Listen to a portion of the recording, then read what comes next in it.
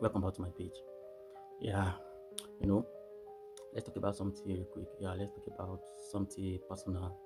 Yeah, yesterday, I was reading a chapter in my ebook yesterday, and I read a line. Like the line, it really like that particular area. Like, it really hit me. You know, it really hit me. The area, like it said, life is so loud, isn't it? Notification, opinions, comparison, expectation. They are all shouting for our attention, and sometimes we just feel drained. So you know that part really drained me, sorry, that part really hit me, made me feel most.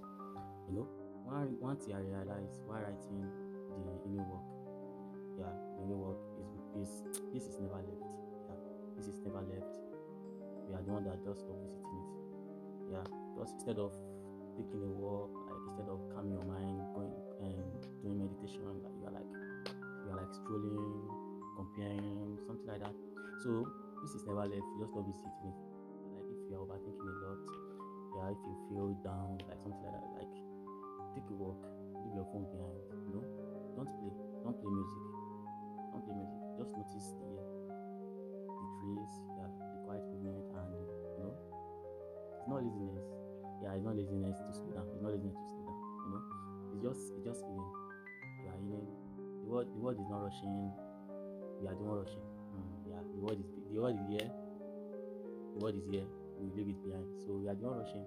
And when we take a step back, even for a few moments, we remember what something else feel like. Yeah, you remember what something else feel like. So today, if life feel overwhelming, like just try walking quietly, just one step at a time. It's simple, powerful, and it works. Yeah, that line in the daily work ebook just preached to me, like, so. I just feel like that line, like, it make me feel emotional. So, you know, just if you are feeling overwhelming, like, just try take a walk, take a walk. Simple. Yeah, I'm going like this. Like, comment, subscribe.